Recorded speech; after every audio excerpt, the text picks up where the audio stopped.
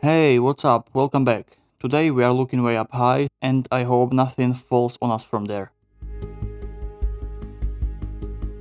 The MQ-9. Let's get started. I set myself a challenge to build one more aircraft before Christmas. Well, it's December 27th, so I didn't make it. No big deal. I chose a simple drone kit and even purchased some extras for enhancements. Some details are faded, which is unfortunate, so they must be restored. The missiles are terrible and some parts are even bent. But hey, that's not going to stop me, right? Building the airframe took just one day. The parts only needed to be removed from the sprue and clean it up.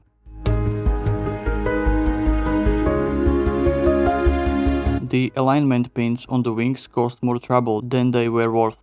It's better to remove them.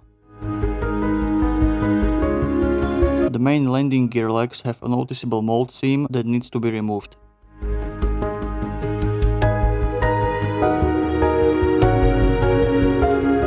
The propeller blades are too thick, so I must thin them down. The tires also got some attention. I deepened the tread pattern with a chisel to help the wash settle better later.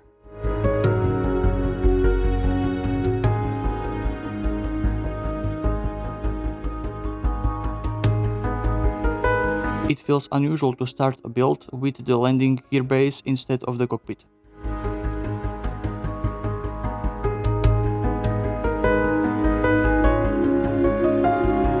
To ensure a strong bond, I'm using a Tamiya thick cement on the fuselage to wing joint. The instructions don't mention it, but I prefer to add some weight to the nose for balance, in this case pieces of lead. Thankfully, the main fuselage parts fit together nicely. The seam only needs a run of thin cement to secure it.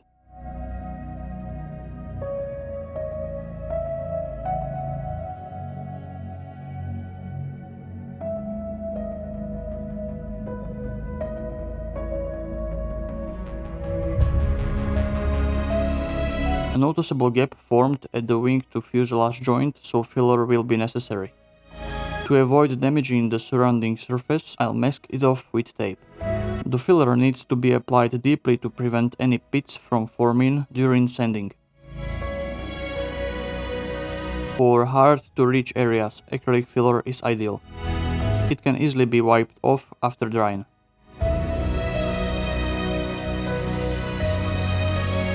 Thin primer works great for surface joints. Once sanded, the seam will be invisible.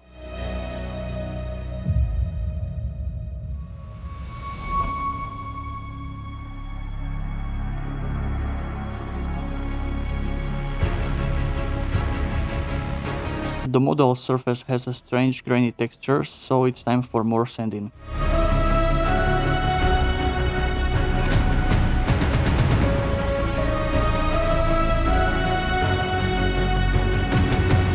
Some areas can definitely be improved, let's get to it. I'll separate the control surfaces, deepen the lost panel lines, and fix the blurry rivets with a needle.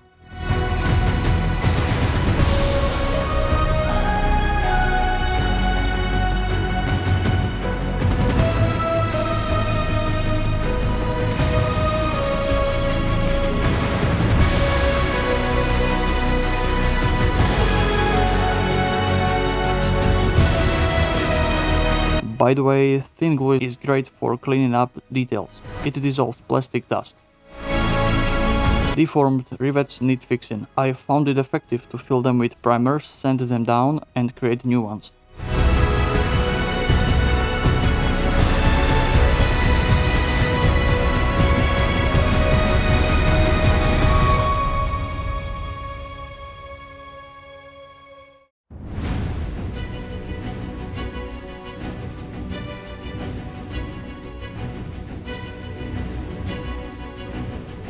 On the engine section, where the rivets are slightly larger, a fine drill bit works well.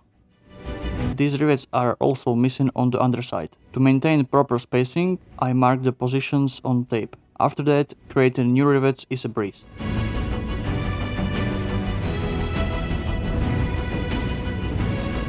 Various panels and axis doors are missing on the surface.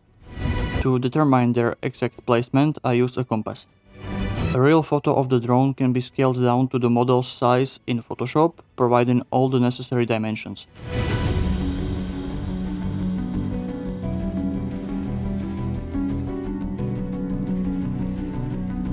This type of template is perfect for creating geometric shapes on the surface. It might not be 100% accurate, but it's much better than leaving out those missing details.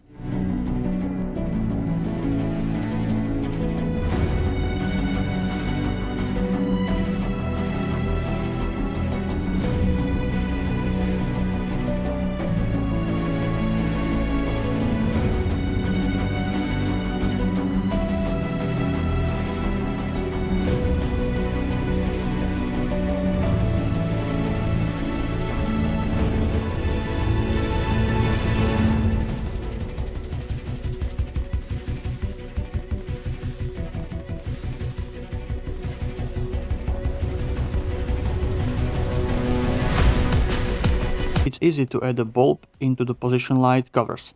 Using a drill, create a small hole and fill it with a paint to simulate the bulb.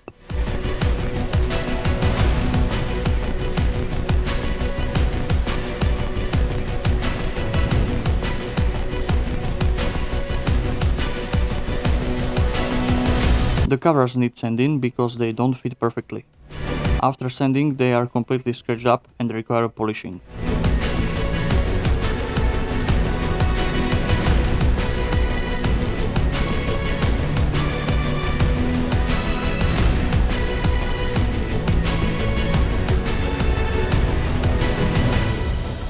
There, much better now.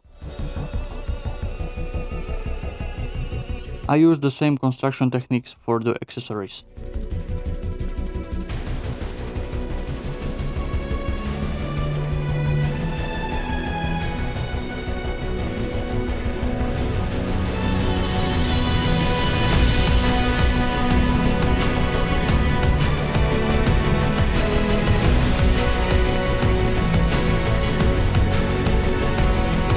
The control surfaces of the GBU-12 bombs are too thick, so I'll thin them down with a few strokes of a hobby knife.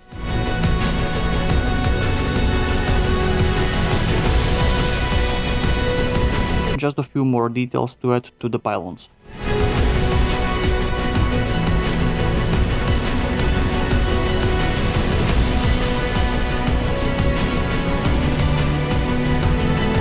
The front landing gear leg also needs some modifications. I'll create holes in the stiffeners. The first step is to make rough holes using a chisel, then smooth them out with a thin glue. The same process applies to the bottom part.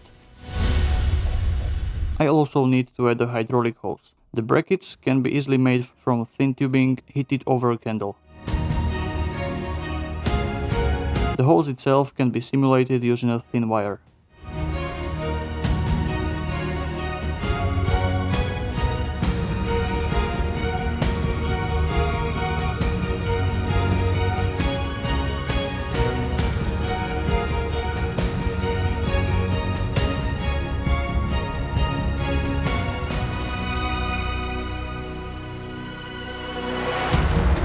Before painting, I want to clean the model.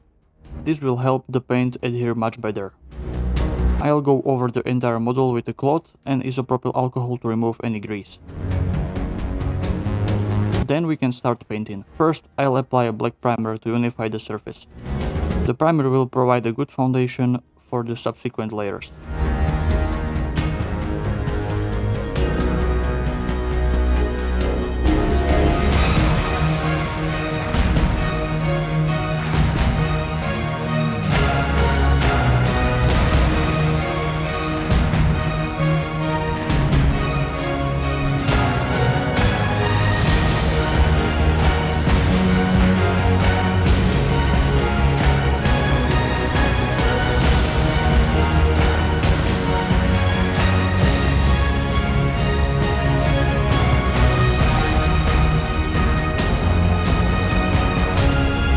I'll begin by painting the wheel wells, which I'll cover with pieces of sponge to protect them. I don't want any other paint getting inside.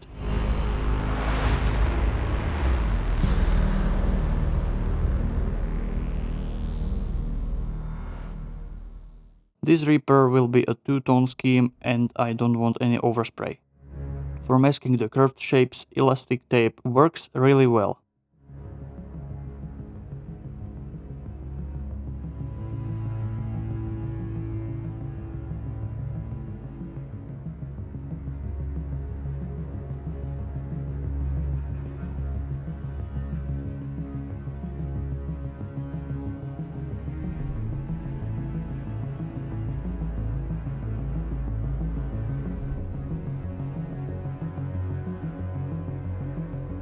I'll repeat the same process on top, but this time with a lighter grey.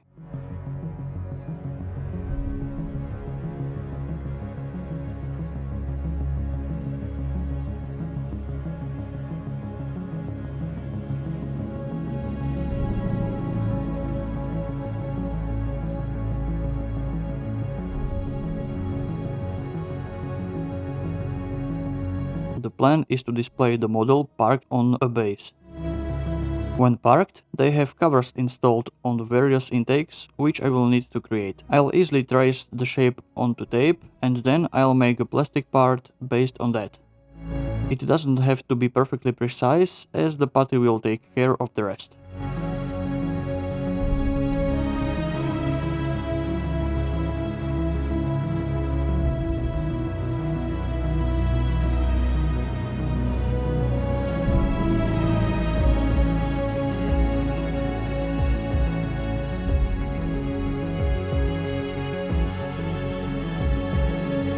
A single color across the entire surface can be dull. I'll try to break it up very subtly.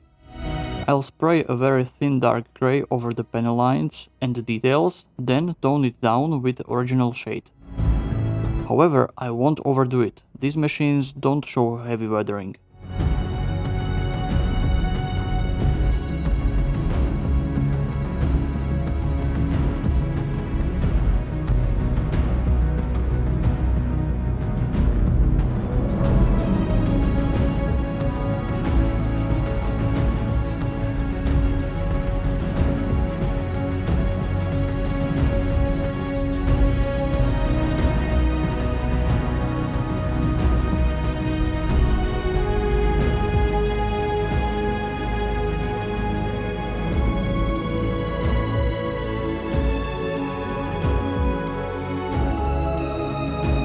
Next up are the details.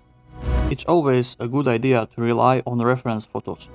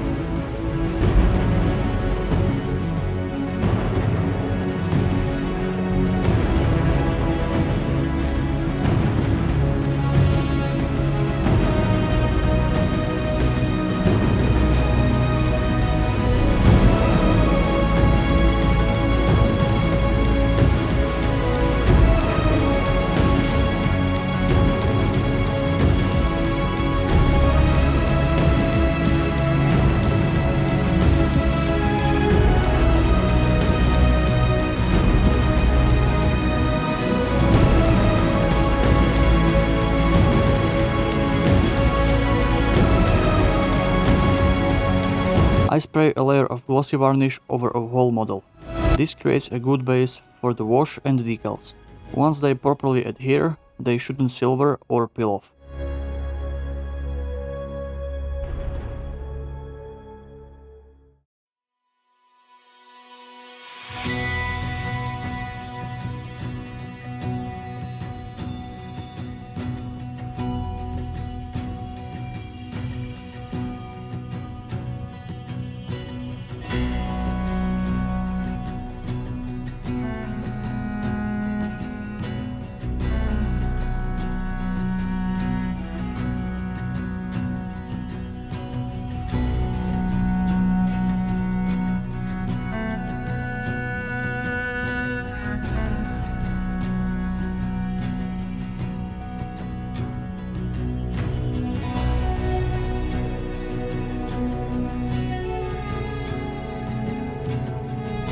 The training ordnance looks visually striking. The blue will really stand out.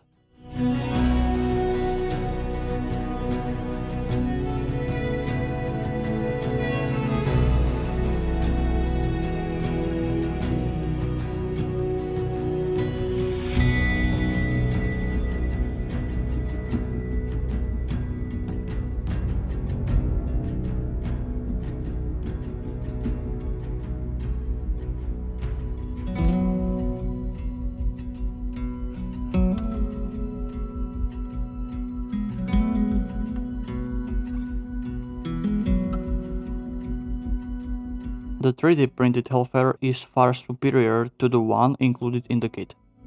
It's a great upgrade.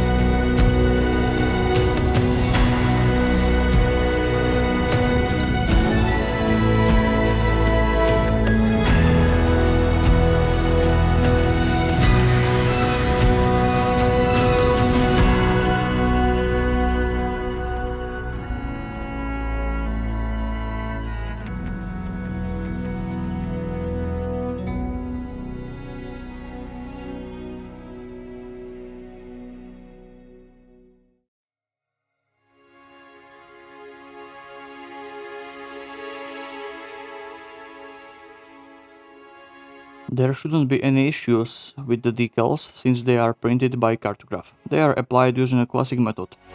Cut them out, dip them in water for a few seconds, and when they move freely, they are ready. The products help with proper decal placement.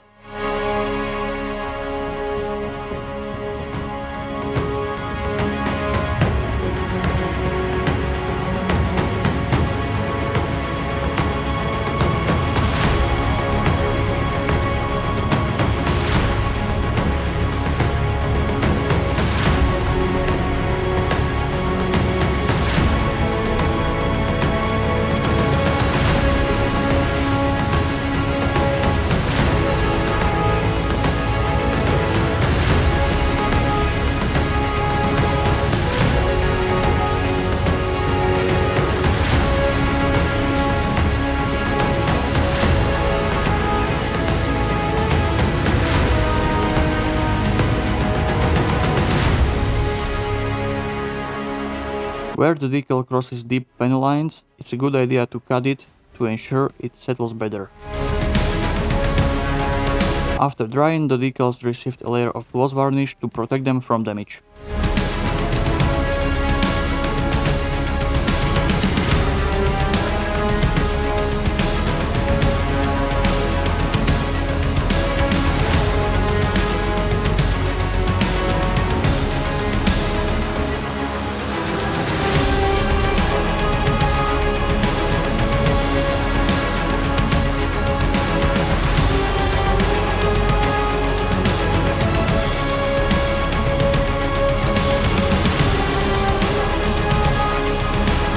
Time to apply the wash.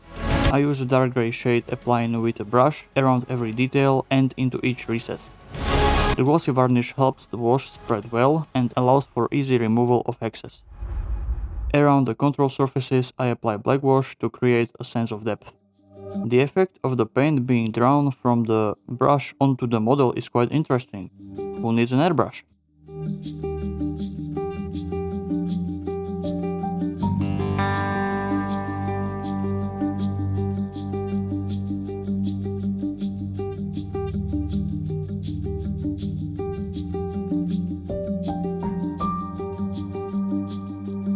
Once dry, the excess can be easily wiped off with a cloth or a brush.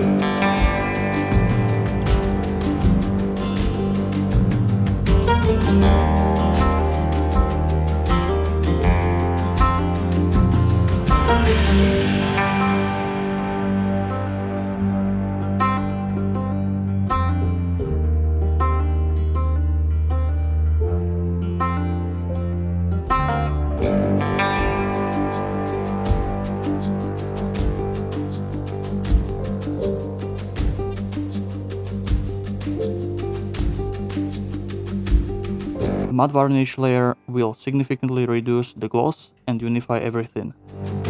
Just a thin layer is enough, no need to overdo it.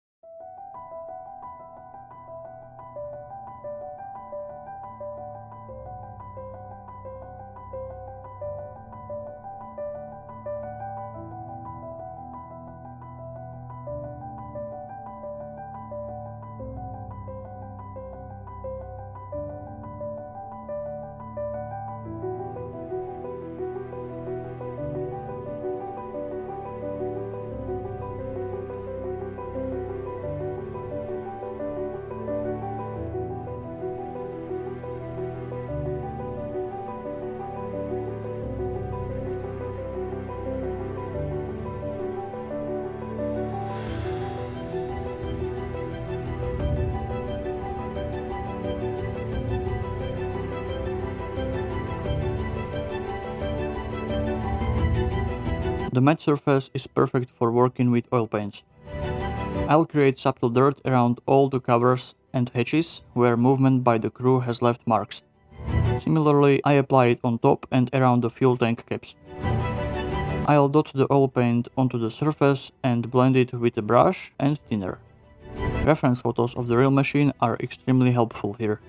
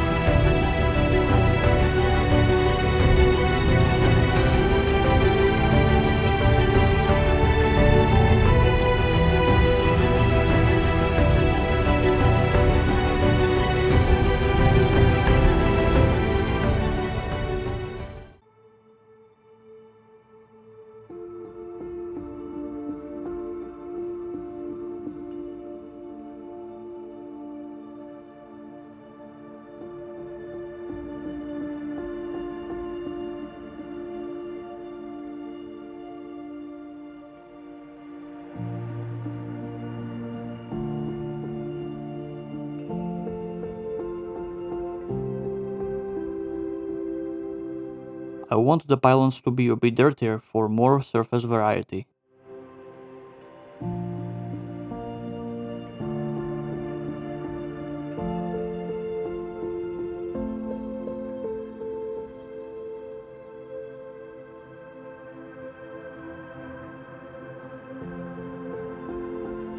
Let's put everything together.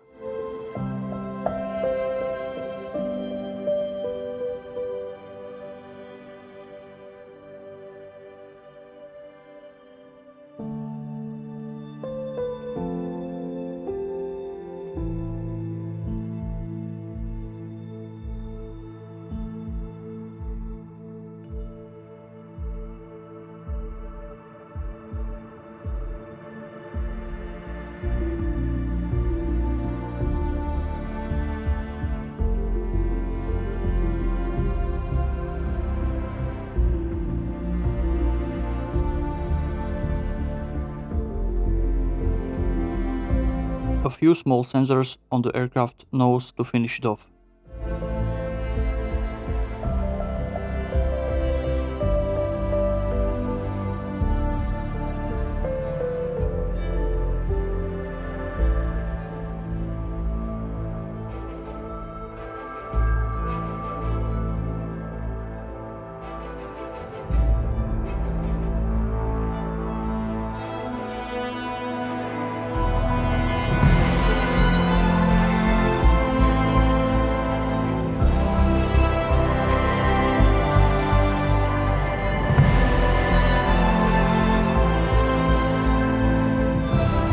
The remove before flight flags will complete the model beautifully.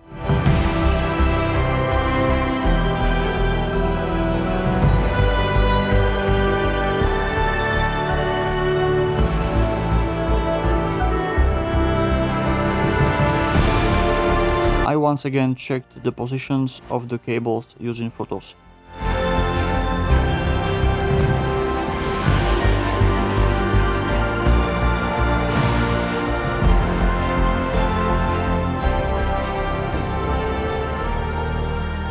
After adding the final details, the model is done. Thank you so much for watching, and I hope you enjoyed the video. Now you probably understand why I didn't finish it within the time I originally planned. There was way more work involved with this model than I anticipated.